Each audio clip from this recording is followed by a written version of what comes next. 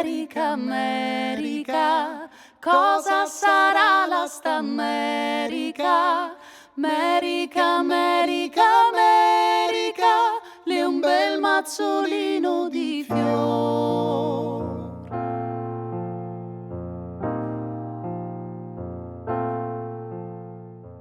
No final do século XIX, com o fim da escravidão e a possibilidade de escassez de mão de obra na agricultura, começou no Brasil uma campanha de incentivo à imigração de povos europeus, que, entre outros fatores, corroborava com o projeto de branqueamento do país. Um dos fluxos migratórios mais intensos foi o de italianos. Após a unificação, a Itália passava por um período marcado por uma economia debilitada, superpopulação, doenças e miséria. Muitos núcleos coloniais foram criados em todo o Brasil. Um deles foi montado em São João del Rei, Minas Gerais. Em novembro de 1888, chegaram as primeiras famílias, com a promessa de terra, moradia e sustento. Mas as coisas não ocorreram como previsto. Os imigrantes passaram por muitas dificuldades e tiveram uma vida marcada pelo trabalho árduo. Diante da impossibilidade de abordar as mais de 400 famílias com sobrenomes italianos em São João del Rei, convidamos alguns descendentes a relatarem suas lembranças e histórias. A família era tão valorizada que o meu irmão trabalhava numa empresa de ônibus, ele foi transferido para São Paulo para ser o administrador da firma lá em São Paulo, da empresa lá em São Paulo. Meu pai chorava, pedia, pelo amor de Deus, para ele não ir, que era o primeiro a sair. Meu pai falava, dentro de 1 hora eu reúno a minha família. Se precisar de um documento, vai no Castanheira. Castanheira era o dono do cartório, está tudo lá. A gente dentro de 1 hora levanta todo mundo. E ele fazia questão de reunir, uma vez por ano, a família dele. Meu pai gostava da família, uma coisa que ele importante, que acho que é uma grande qualidade, que ele gostava de ver todo mundo junto, ele gostava de sentar na mesa com todos juntos, né? Ele gostava da presença de todos. Realmente, se não tivesse, ele ficava bravo, né?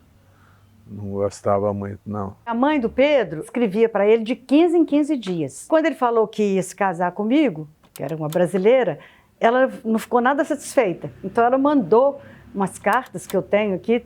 Ela falava assim, não, vem buscar sua esposa aqui na Itália. Tem uma moça aqui de 20 anos ou 19 anos, era a idade que eu tinha. Muito boa, cozinha muito bem, faz macarrão muito bem, ela vai saber cuidar de você. Você vem aqui, namora ela, que casa e volta com ela. O que você me diz disso? E foi muito custo. Depois ele insistiu, aí mandou pedir os documentos do casamento, aí eles mandaram a bênção, mandaram um telegrama no dia do casamento. E aí, a partir daí, eu fui tentando escrever também para eles, que eu não sabia italiano naquela época, mas eu fui tentando fazer alguma coisinha, mandava umas palavrinhas, etc. Eu fui conquistando a família. Aí no fim já era, filha minha caríssima. Papai, igual ele falava, era assim, sim, não, não, e era um homem assim muito duro, uma personalidade muito forte, ele deixava transparecer e queria que todo mundo fosse. Tanta prova que quando eu fui servir o quartel, eu tive a oportunidade de seguir carreira. Eu fiz muita amizade com o Tenente Nunes, que eu era motorista, e ele tinha um namorado em Barbacena, e eu que conduzia ele para o namoro dele, e o pai dele era general comandante da 4ª Região. Ele pelejava comigo para ir, eu falei, papai não deixa. Eu falei, por que não deixa? É seu futuro, por que ele não deixa? Eu falei, porque eu tenho certeza. E ele veio falar com o papai, eu encaminho tudo, eu só quero seu sim. O papai falou, não. Aí ele perguntou, por quê? É porque os outros nunca seguiram carreira militar. Não vai ser ele o último que vai querer ser carreira militar. E aí a gente, com aquela obediência total, né? Ele falou, então vamos ser mesmo, acabou. E ficou por isso. Ainda tem outro detalhe ainda da dureza dele. Eu já namorava essa minha esposa quando estava no quartel. Quando eu saí do quartel, Eu falei com o papai, pai, eu vou fazer uma cópia da chave, porque o papai era o que fechava a casa. Para o senhor não ficar me esperando. Ele falou, não vai fazer chave coisa nenhuma. Ninguém pediu para fazer chave antes de você, por que você teve esse atrevimento todo? Não vai fazer chave da cópia, não. A casa é minha, quem tem que fechar sou eu. Pai, mas eu tenho namorada, às vezes a gente pode se cuidar e ficar um pouquinho mais tarde. Fica até a hora que você quiser. Mas fica sabendo, você vai me achar sentado aqui esperando você chegar. E era. E eu não fiz. Depois, passados muitos anos, eu morava lá embaixo. Meu neto chega, faz um barulho lá na porta, de madrugada eu vou ver aqui que era o meu neto, com chave na porta. Essa minha bisavó que eu conheci, ela era bem brava, né? Meu pai também falava que ela era muito brava. E olha que meu pai é um dos netos mais velhos que ela teve, né? E a minha mãe já fala que a Filomena era um doce de pessoa, que era uma avó maravilhosa, uma avó que fazia tudo. Até a minha avó, mãe do meu pai, que é a Yolanda, que foi criada junto com a minha mãe, elas eram vizinha, foi criada pertinho. Então ela falou que as duas também fazem a mesma idade. Ela também fala que a avó, que ela chamava Filomena, mas chamava de Mena. Aí que a avó Mena, todo mundo falava a avó Mena, que era uma pessoa muito boa, mas muito boa mesmo. Ela era mais carinhosa, gostava de levar elas para passear. Chegava e abraçava a vovó. E o vovô ficava naquele canto assim, olhando para nós assim, ó. Olhando assim. Nós tínhamos medo dele, porque ele era brabo. Mas ele era bom, ele ensinava a gente como viver, criar filho. Quanta coisa hoje que eu estou criando meus filhos, eu tenho 62 anos de casado, eu faço coisa que ele me ensinou. Mas a maior coisa que ele deu para nós foi ensinar a trabalhar e ter educação e respeitar os mais velhos. Olha, o italiano era assim, dotado de um coração muito generoso, de fazer tudo pela família. Ao mesmo tempo, era de um temperamento assim, nervoso, e muitas vezes até conversando naturalmente, parecia que eles estavam sendo agressivos. Se envermelhavam, ficavam assim nervosos, mas eram pessoas boas. Boa gente, tutti boa gente, todo mundo boa gente, porém assim, são meio, parece, dá a impressão que o italiano que está falando, está agredindo, fala alto, ele parece que, né? Mas não é por aí, o italiano é muito boa pessoa, os italianos aqui todos são. Se souber conversar, o italiano tem tudo com ele. É pessoa trabalhadora, lutadora, trabalhadora, honestos, dependeu, garra junto, tá aí todo mundo. Começa a conversar, parece que tá brigando. Dá a impressão essa, mas não é isso. Acho que a própria qualidade, é como se fosse um defeito, parece. Parece que tá brigando, mas é uma conversa só. E outra característica muito importante que ele nos traz, que é o emotivo, que é chorar.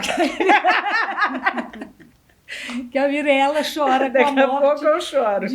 De uma formiguinha. Então, assim, a gente traz essa carga e essa coisa também, tanto da explosão, né? Quando falar alto, tá nervoso, falar com as mãos, né? Esses meus amigos sempre falam comigo. Nossa, a Adriana é uma italiana, porque eu gosto muito, e Mirella também, né? A gente fala com as mãos, é explosiva e também, ao mesmo tempo, a gente é muito emotivo. Isso a gente trouxe muito também, né? Da carga dele também, dessa coisa muito, muito italiana. Né? Porque a Adriana está falando uma coisa da explosão que eu acho assim fantástica, essa explosão italiana, e às vezes ela é difícil de ser entendida, porque eu só fui entender essa explosão também quando eu fui na Itália, porque o povo chega, fala e grita, você acha que um vai matar o outro. Daqui a pouco, 2 minutos, eles estão conversando, sentados, tomando café.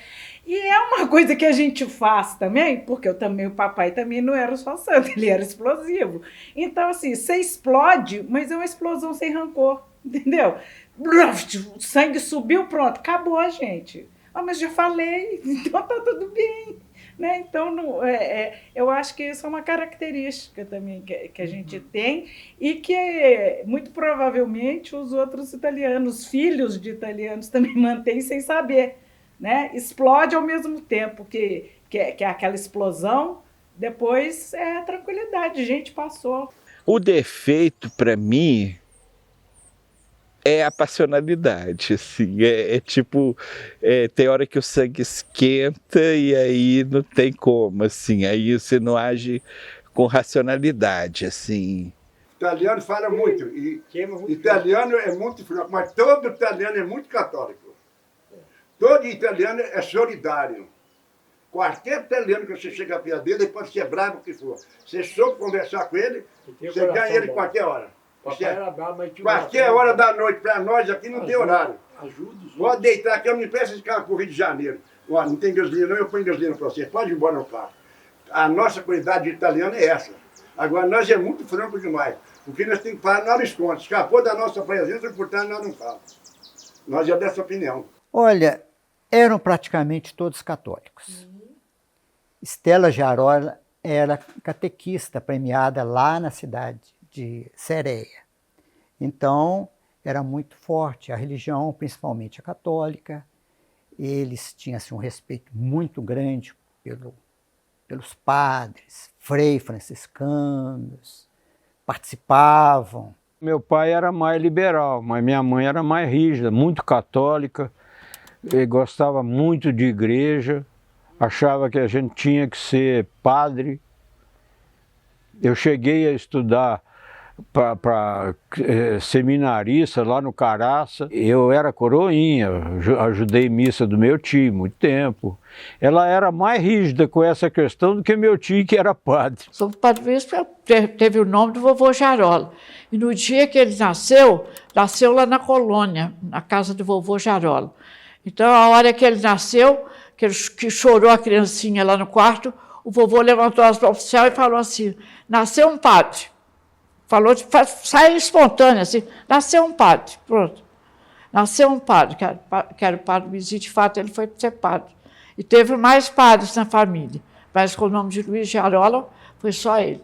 Sempre teve uma devoção muito grande pela Madonna della Tempa e da Terra. San Rufo, que era a aldeia dele, que até hoje é uma aldeiazinha pequena, né? Muito pequena. A santa de lá, de devoção deles, é a Madonna della Tempa e a Nossa Senhora do Rosário.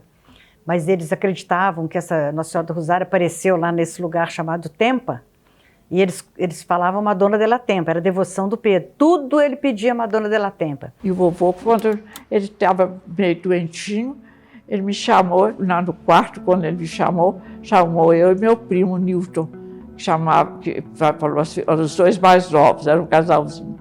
Eu era filho da Bilina e o Newton era filho de tio Antônio. Então, ele falou assim, todo dia você vai rezar, meu Jesus, misericórdia, pela alma do vovô.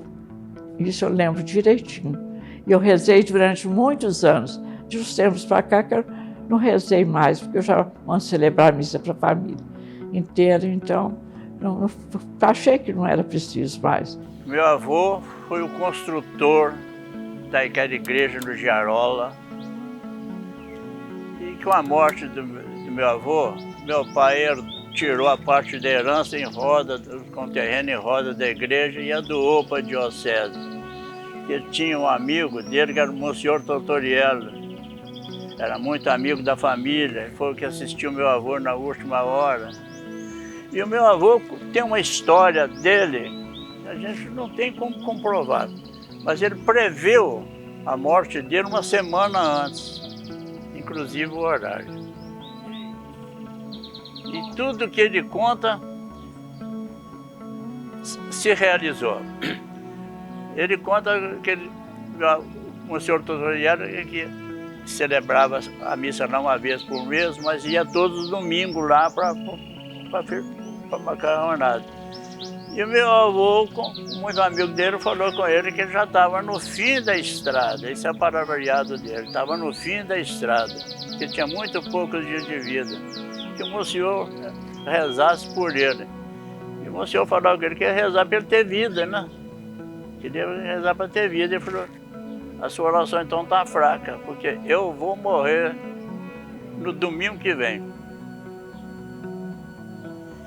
E chegou de manhã cedo, ele mandou meu tio pegar o cavalo, vir buscar o padre, porque ele queria a presença do padre. O padre chegou lá e começou a brincar com ele. E ele tinha aqueles livros de italiano, tinha os ofícios da Boa Morte, aquilo tudo. Ele falou, compadre, nós não temos muito tempo para perder, não. nós já conversamos o suficiente. Vamos fazer as orações da boa morte.